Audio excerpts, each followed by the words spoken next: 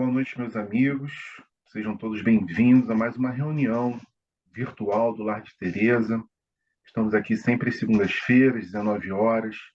É um prazer tê-los conosco. A gente pede, se possível, que vocês deixem o like de vocês, o joinha, e, se possível, também compartilhem os nossos vídeos, né, para que o maior número de pessoas possa ter acesso ao conteúdo das nossas reuniões públicas virtuais.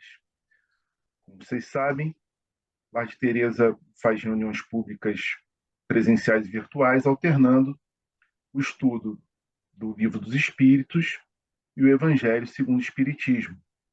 Hoje teremos um tema que é muito atual, muito importante para a nossa doutrina, que é Meu Reino Não É Desse Mundo, extraído do Evangelho segundo o Espiritismo, onde nós acompanharemos as reflexões da nossa irmã, da nossa querida companheira Maria Roma, integrante da nossa casa, hoje residindo fora do Rio de Janeiro, mas sempre junto de nós, graças à nossa tecnologia, está sempre junto de nós. Eu queria convidar nossa companheira Maria Roma para suas saudações iniciais. Maria. Boa noite a todos. Uma felicidade renovada poder estar aqui mais uma vez, nos reencontrando, como disse, ainda que virtualmente, não presencialmente, fisicamente falando, mas a tecnologia nos permite isso e é uma oportunidade renovada. Muito bom, que alegria. Vamos, meus companheiros, dar início ao nosso encontro com a leitura da nossa página inicial, extraída do Evangelho segundo o Espiritismo. O texto é uma realeza terrestre, é da autoria de uma rainha de França, extraída do nosso Evangelho segundo o Espiritismo. Diz o texto: quem melhor do que eu pode compreender a verdade dessas palavras de Nosso Senhor? O meu reino não é deste mundo. O orgulho me perdeu na terra. Quem, pois, compreenderia nenhum valor dos reinos da terra se eu não compreendia? Que trouxe eu comigo da minha realeza terrena? Nada, absolutamente nada. E, como que para tornar mais terrível a lição, ela nem sequer me acompanhou até o túmulo. Rainha entre os homens, como rainha julguei que penetrasse no reino dos céus. Que desilusão!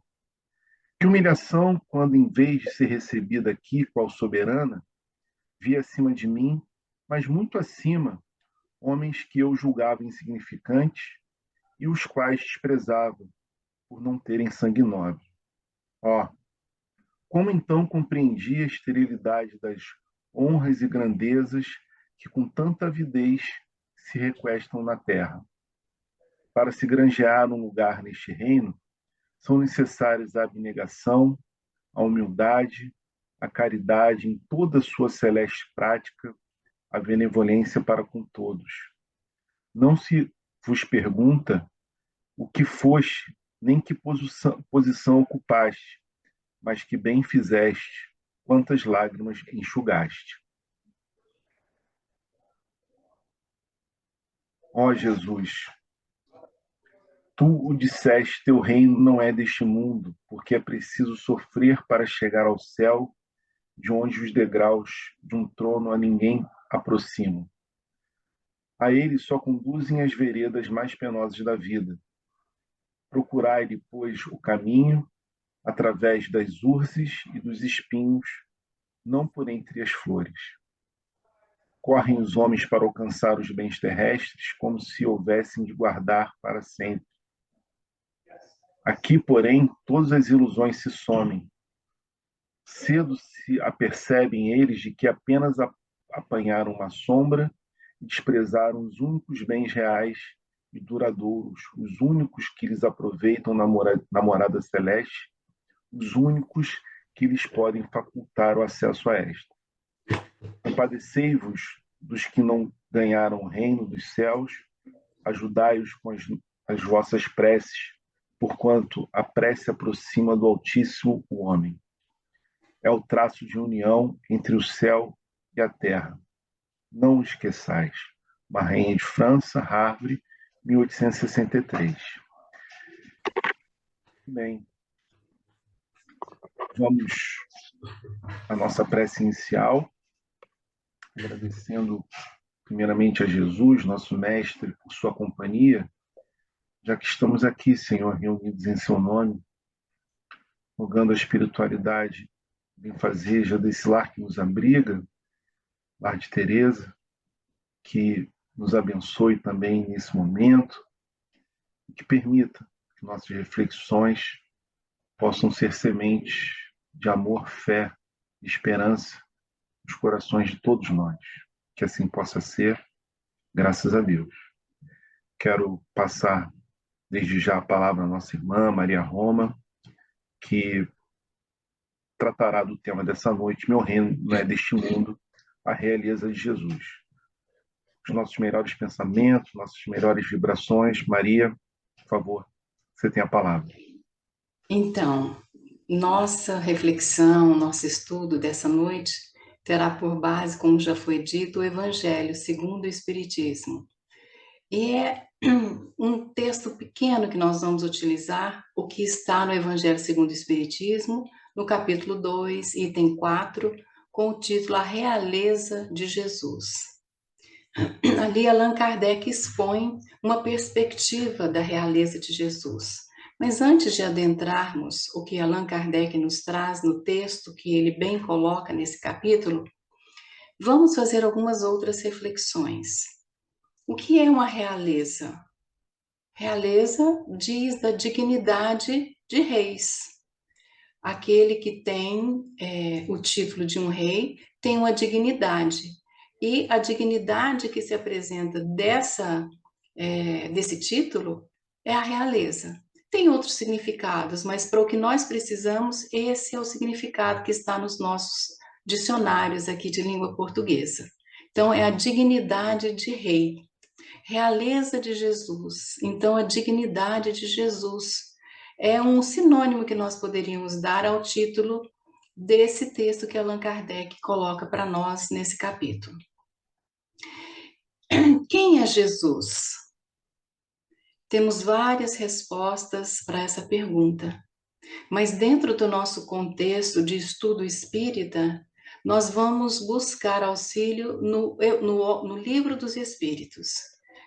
A questão que quase todos nós espíritas já conhecemos de cor até o número, que é a de número 625, quando Allan Kardec pergunta aos espíritos qual seria o tipo mais perfeito que Deus teria dado, ofertado para nós, humanidade, para que nos servisse de guia, para que nos servisse de modelo.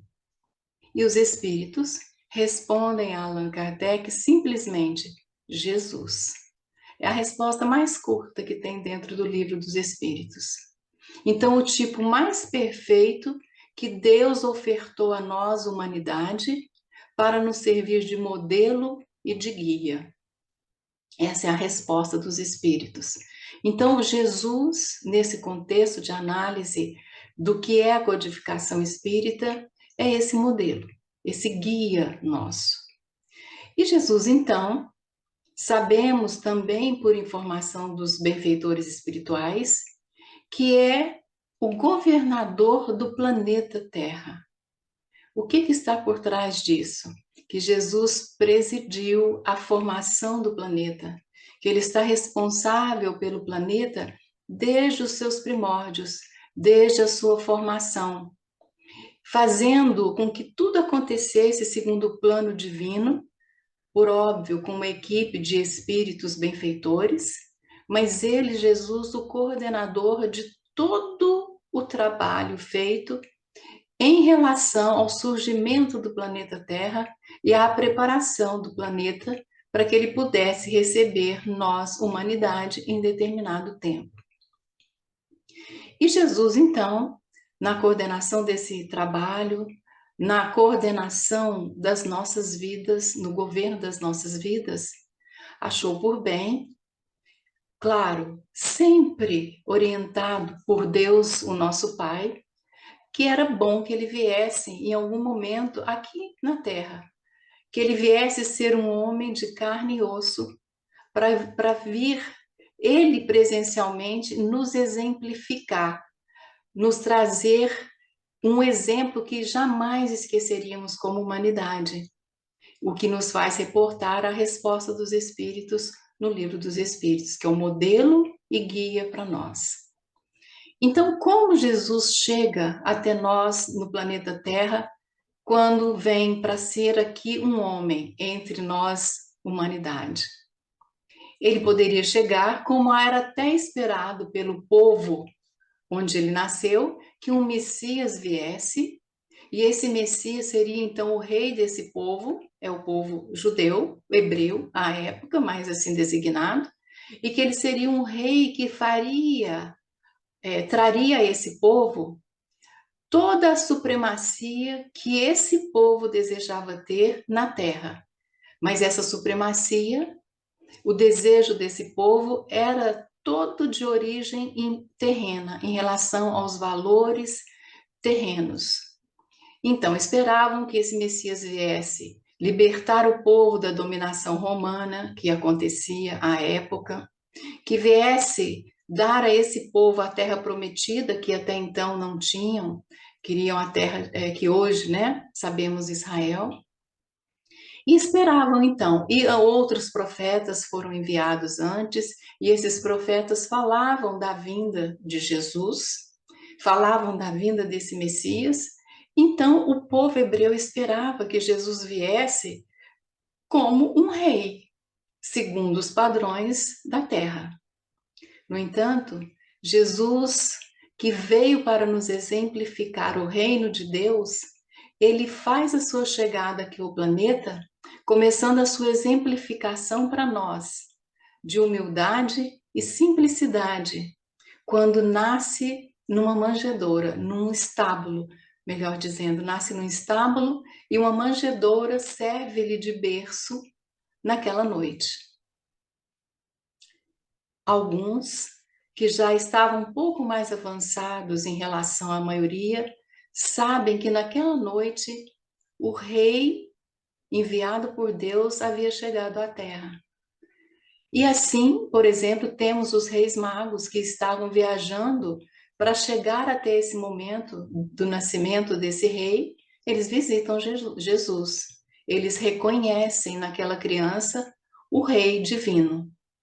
Mas Jesus nasceu, então, filho de um carpinteiro, uma família simples, uma família sem posses, e é criado dentro desse contexto familiar.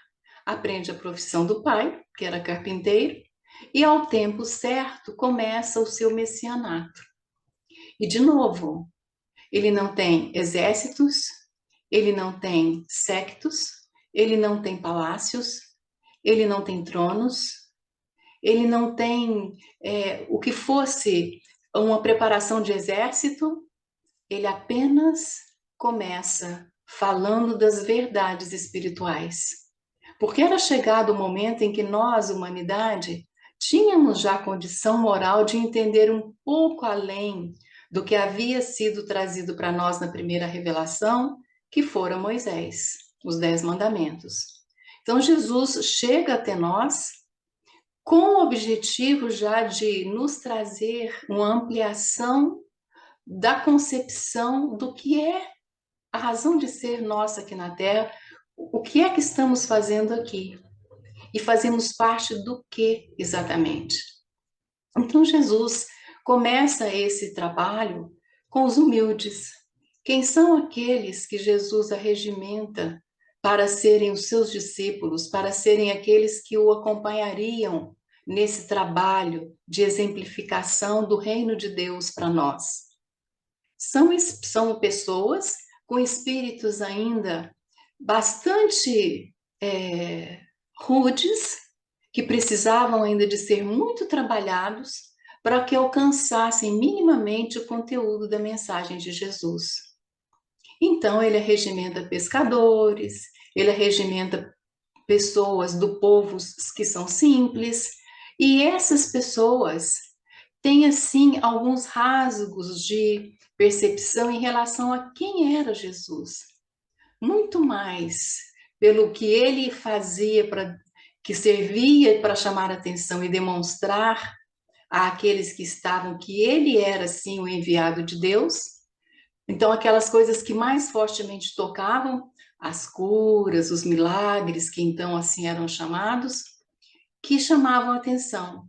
Mas, além disso, aqueles que podiam conviver com Jesus, certamente percebiam a vibração daquele ser superior que estava ali naquele corpo, que sabemos hoje, por esclarecimento dos benfeitores espirituais, precisou de todo um processo de minimização da sua luz, da sua energia, para que pudesse estar encarnado em um corpo de carne e osso. Mas, por certo, a sua vibração de luz, a sua vibração de ser puro, era perceptível por todos aqueles que estavam perto de Jesus. Então, Jesus faz o seu trabalho tendo por companheiros pessoas simples do povo e também quem eram as pessoas que o buscavam e que faziam parte das assembleias que o assistiam. Eram pessoas simples do povo. Tem nos evangelhos registros de algumas pessoas importantes que, tendo ouvido falar de Jesus e da sua mensagem, o procuram, mas eram minoria. A maioria eram de pessoas simples do povo. E esse povo hebreu que esperava, então, um Messias, não reconhece em Jesus, na sua maioria, que ele era o Messias, porque afinal de contas, ele veio sem escudo, sem espada, sem exército, sem um trono que desse a ele, que mostrasse o poder que ele deveria ter para fazer a dominação que o povo hebreu esperava desse Messias. Mas, passado o tempo que Jesus precisava fazer aqui a exemplificação para nós, aí entra no que Allan Kardec nos propõe no texto que está no Evangelho segundo o Espiritismo. Embora o povo hebreu esperasse de Jesus uma supremacia terrena, portanto temporal, ele, Jesus, trazia e ainda representa para nós uma supremacia não em relação aos valores terrenos, mas em relação aos valores espirituais. Portanto, uma realeza moral que decorre do mérito daquele espírito e não exatamente pela família que ele tivesse nascido ou pela realeza, e aí a realeza no sentido do conjunto de reis de uma determinada época, em determinado país, que ele fizesse parte de qualquer dinastia nesse sentido. A realeza de Jesus é moral e nasce da própria pureza e elevação do espírito que ele é. E Allan Kardec, no texto que nos coloca no Evangelho segundo o Espiritismo, para nos falar sobre a realeza de Jesus, ele exemplifica que muitas vezes aqui na Terra, nós mesmos nos referimos, por exemplo, ao príncipe ou ao rei dos filósofos, dos escritores, dos artistas, querendo identificar aquele que se destaca na área onde faz o seu trabalho.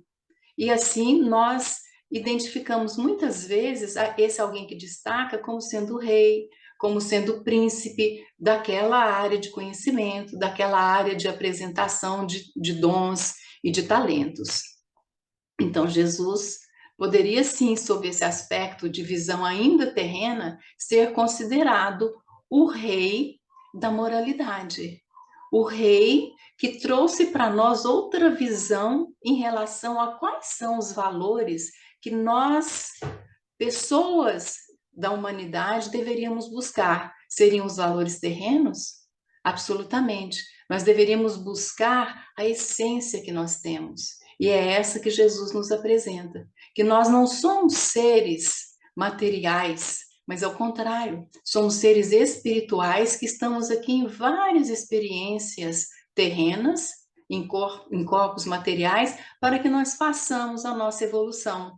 Então, Jesus vem e apresenta-nos outra forma de perceber, de avaliar e de conduzir a nossa vida aqui. é quando ele vem dizer, por exemplo, né? Não vim destruir a lei, mas vim dar-lhe cumprimento. E o cumprimento que ele diz não era mais o olho por olho, dente por dente, mas amai os vossos inimigos. E em um primeiro momento, essa mensagem, se contrapondo àquilo que por séculos o povo que ali vivia considerava como sendo os pilares que regiam aquela sociedade sob os aspectos da convivência e do que era a vida em todos os sentidos que eram possíveis de ser apreendidos, muito mais relativos às questões terrenas do que às espirituais. Por certo, tinham a religião, por certo, tinham os seus cultos, mas eram religiões e cultos que buscavam muito mais um cumprimento do que é externo, do que diz respeito aos ritos, do que diz respeito aos procedimentos que aqui na Terra tinham algum valor. Por isso, tanto chocou Jesus quando ele vem e mostra a simplicidade que deveria existir quando tratássemos das coisas divinas. Que essas coisas divinas não dependiam e nunca deveriam ter dependido dos aspectos materiais, porque esses são temporais, esses são passageiros e esses não se consolidam como era o reino de Deus que Jesus vinha trazer. E aí nós nos reportamos ao momento em que Jesus já estava preso e foi levado àquele que governava aquela província dentro do que era a realeza romana, dentro do que era o Império Romano.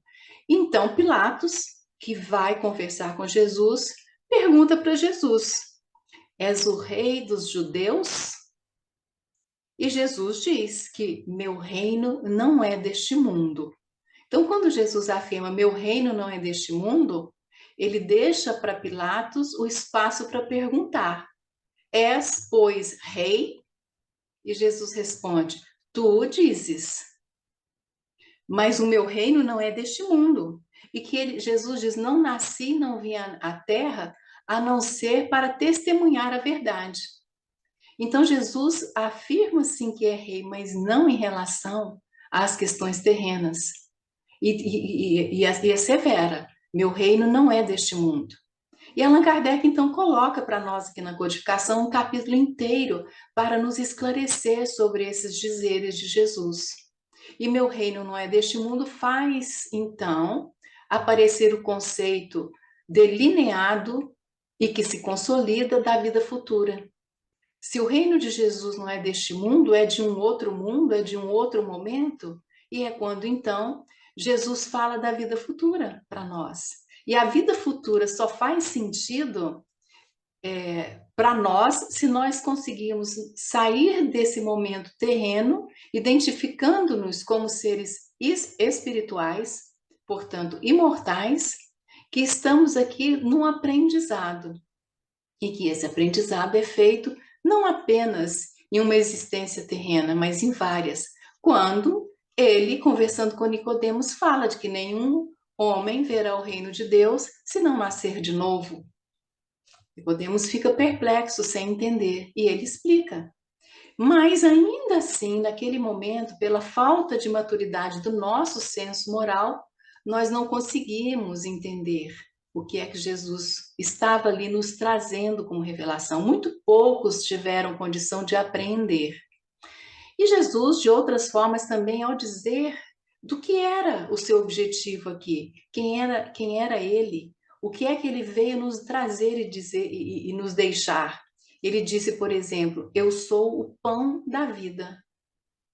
E quando ele disse isso? Ele disse logo depois daquele momento que nós tivemos a multiplicação dos pães. Mas ele não falava do alimento do corpo físico, então. O pão da vida que ele se referia era o sentido que nós, humanidade, buscávamos para as questões existenciais. E que nenhuma filosofia até então tinha trazido para nós resposta suficiente que nos deixasse tranquilizados em relação a quem somos, o que estamos fazendo aqui, para onde iremos. Então, Jesus nos coloca como sendo o pão da vida espiritual. é Ele que também nos diz que Ele é o caminho, a verdade e a vida, para nos mostrar que seria através dos ensinos que Ele nos deixava, dos exemplos que Ele nos deu, que nós conseguiríamos avançar em relação à jornada evolutiva a que todos nós estamos submetidos. E Jesus, então, além de afirmar, eu sou o pão da vida, ele diz também, eu sou a luz do mundo. O que significa isso? Significa que os ensinamentos de Jesus nos trazem a verdade que nos envolve como seres imortais, e é através desses ensinamentos que nós temos como que a se desvendar dos nossos olhos até então vedados, um mundo que se descortina e que faz e que traz sentido para tudo que nós passamos aqui nesse planeta. Naquele momento, então, que o povo hebreu se sentia oprimido, subjugado, em que esperavam o Messias que o libertassem desse jugo terreno, ele mostra para quem estivesse ouvindo e que quem depois falasse das suas palavras e quem passasse à frente os seus ensinamentos, que aquilo que estava sendo vivido pelo povo hebreu aqui na terra fazia parte do contexto necessário para aquele povo naquele momento, mas que se pudessem ser aproveitadas as lições daquele momento, ele, com aqueles ensinamentos, dava a eles a tranquilidade que eles buscavam de saber entender o que estavam passando e por que estavam passando e qual seria o resultado futuro disso. Então Jesus afirmou: eu sou o pão da vida, eu sou a luz do mundo, eu sou o caminho, a verdade e a vida. E além disso, né, Jesus ainda, por outras afirmativas, nos deixou as pistas da sua realeza. Quando ele diz, eu sou a porta que leva ao mundo que é buscado de tranquilidade, de supremacia, mas que supremacia? Do espírito, não das coisas terrenas. E assim, para alguns que já estavam prontos para serem despertados, exemplo maior entre aqueles que conviveram com Jesus, Maria de Magdala, que era, até conhecer Jesus, um espírito totalmente intranquilo, que tinha lá os seus momentos de euforia, mas muito mais momentos depressivos, momentos de tristeza, de insatisfação, mas que ao receber aquele contágio vibracional da presença de Jesus, como ela estava pronta para fazer a conversão dela própria, ela se desfaz de toda a vida material, uma mulher bonita, uma mulher rica, uma mulher desejada e que era infeliz. Abre mão de todos esses bens terrenos, de todo esse poder que o mundo podia dar, de toda essa projeção, de toda essa fama, para seguir ao Mestre Jesus. Então, ela é o exemplo que dentro ali da convivência com Jesus, no curto período que conviveu com Jesus, ela transformou completamente a sua vida. E assim, paulatinamente depois, aqueles que eram os discípulos de Jesus, mas levando muito mais tempo para essa conversão do que ela própria. Mas esses todos serviram e nos servem até hoje de exemplos do que Jesus veio nos dizer. Pegue a sua cruz e siga-me.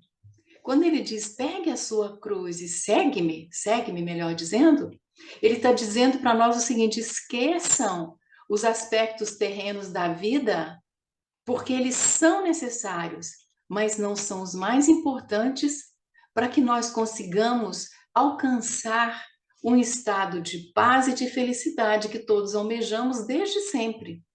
E que as circunstâncias, o contexto, a formatação de vida que nós tenhamos, que quase sempre, para todos, na maior parte da vida, é muito desafiadora, é a necessária para que nós consigamos desenvolver o potencial que nós temos moralmente falando, que são as virtudes. Mas as virtudes só são desenvolvidas quando nós temos a adversidade para ser vencida. E Jesus também nos disse que ele vencera o mundo para dizer-nos, vós sois capazes de vencer também o mundo, significando isso, todas as vicissitudes que nós encontramos na vida material. Por certo, Jesus, naquela encarnação, não veio aqui fazer qualquer etapa evolutiva que nós estamos fazendo, mas ele teve que vencer todos os desafios que foram apresentados para ele como homem. Mas ele veio para que, ao fazer esse enfrentamento dos desafios colocados para ele como homem, ele nos exemplificasse. Porque Jesus, em momento algum, ele alterou a voz para mostrar a sua supremacia. Em alguns momentos, Jesus alterou a voz para mostrar que aquilo que estava sendo feito era inadequado. Ele reprovava, sim, a circunstância. Ele reprovava, sim, o que era a coisa que estivesse sendo feita em desacordo com a lei. Mas ele sempre era clemente, misericordioso, porque sabia da nossa limitação ainda de espíritos em jornada evolutiva. Lembremos-nos nesse momento da passagem da mulher adúltera. Quando ele, fazendo o que fez, como todos nós já conhecemos, ele fez com que aqueles que poderiam tirar-lhe a vida, segundo os costumes da época, se retirassem daquele lugar. E ele se reporta à mulher adúltera dizendo, depois de uma conversa com ela, não te condenaram? Eu também não te condeno, mas vá e não tornes a pecar. Com isso, Jesus condenou o erro, condenou o equívoco, mas não condenou a ela, que precisava daquelas experiências para o seu aprendizado. Então, a realeza de Jesus, para nós, é de ordem totalmente moral. Não tem aspectos materiais que se firmem, a menos da explicação que Allan Kardec nos traz, quando nós poderíamos sim referir a Jesus como o rei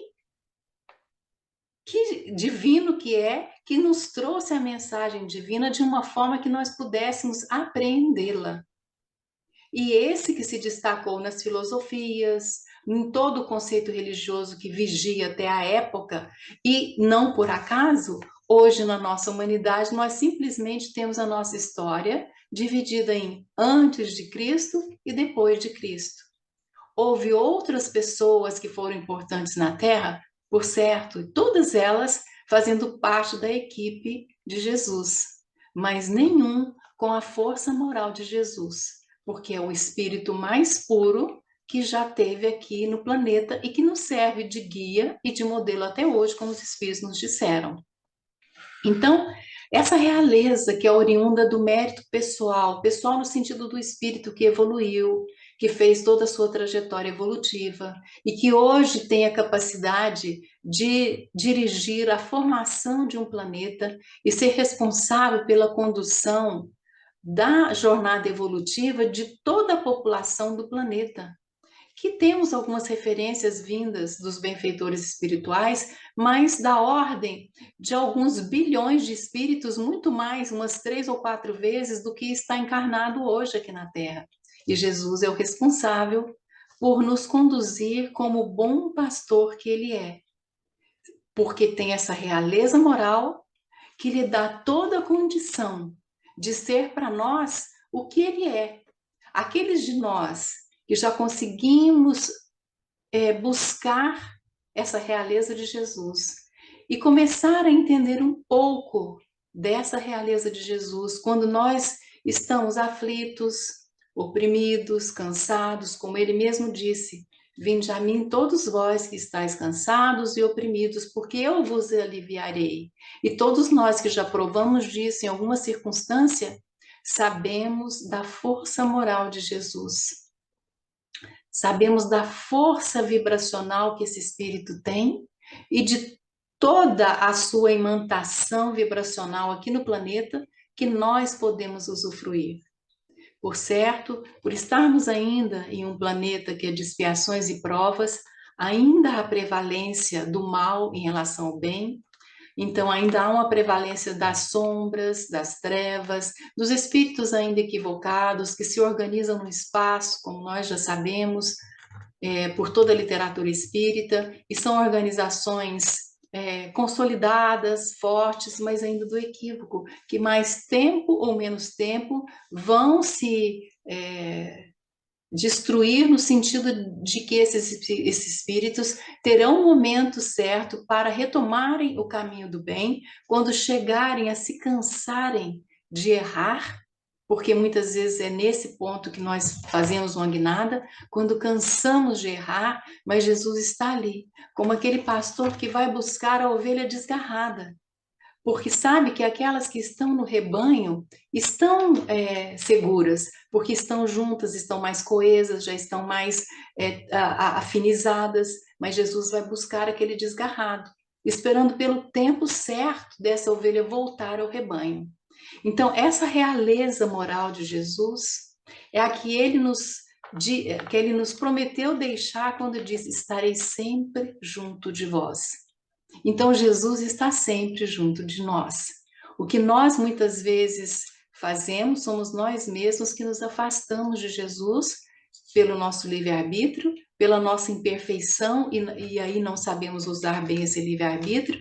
Nós nos colocamos muitas vezes mais em sintonia com as energias ainda inferiorizadas e sentimos todo o peso dessa ligação equivocada, e quando nós nos cansamos disso, fatalmente buscamos Jesus, que é o exemplo e modelo para nós. E ao buscarmos Jesus, nós sentimos esse alívio, nós sentimos esse colo que nos acolhe e que nos faz sentir seguros, apesar de todos os desafios que nós estejamos enfrentando.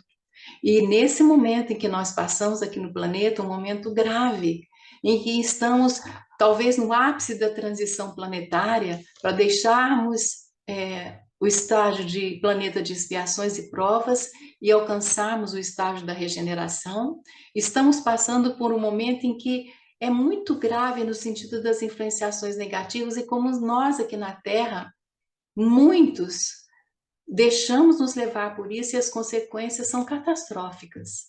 Mas sabendo que Jesus está sempre junto de nós, que Ele é e será sempre para nós o Rei que veio nos trazer o caminho, a verdade e a vida. Lembremos-nos sempre disso e busquemos sempre os ensinamentos amorosos de Jesus, porque é assim que vamos conseguir passar por todos os vendavais necessários à nossa evolução, mas que só duram o tempo que precisamos deles. E à medida em que nós nos aproximamos de Jesus, sentimos essa realeza moral de Jesus, nós podemos encurtar os períodos de grandes adversidades que nós precisamos enfrentar. Lembremos-nos então sempre que Jesus disse: vinde a mim todos vós que estáis cansados e oprimidos, porque eu vos aliviarei. Ficamos por aqui na nossa reflexão dessa noite. Como era de se esperar, uma reflexão repleta de conteúdo doutrinário e com muitos pontos para a nossa reflexão pessoal, né, sobre aquilo que realmente temos que angariar e ter como nosso tesouro pessoal.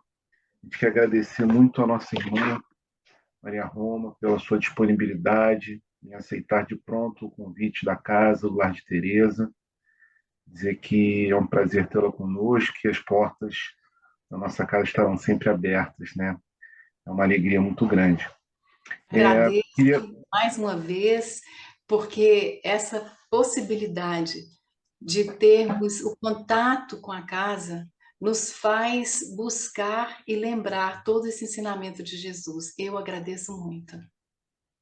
Verdade, verdade. É uma emoção para todos nós. Queremos agradecer também a cada um de vocês que nos acompanham até aqui esse momento, né? E se você gostou, eu sei que gostou, não esqueça de dar o seu like, o seu joinha, para nós isso também é muito importante, e deixar já o convite para a próxima reunião, né, da próxima segunda-feira, às 19 horas. Então, queria convidar cada um de vocês também para a nossa prece final, né? Colocando Jesus na nossa tela mental, agradecer mais uma vez ao nosso mestre, Agradecer a Tereza, Antônio de Aquino, Cleia, doutor Bezerra, todos os benfeitores da nossa casa, seguramente colaboraram, inspiraram a nossa irmã na palestra de hoje. Que essas palavras ditas neste momento possam fazer parte da nossa vida e se transformar em ações concretas no nosso dia a dia. Pedir a Deus, nosso Pai, Senhor da vida, que siga abençoando a cada um de nós, permitindo que sigamos juntos, de mãos dadas, nessa caminhada na construção do reino de Deus nesse nosso plano. Que assim possa ser, graças a Deus. Muito obrigado e vamos ficando por aqui. Até a próxima, pessoal. Boa noite.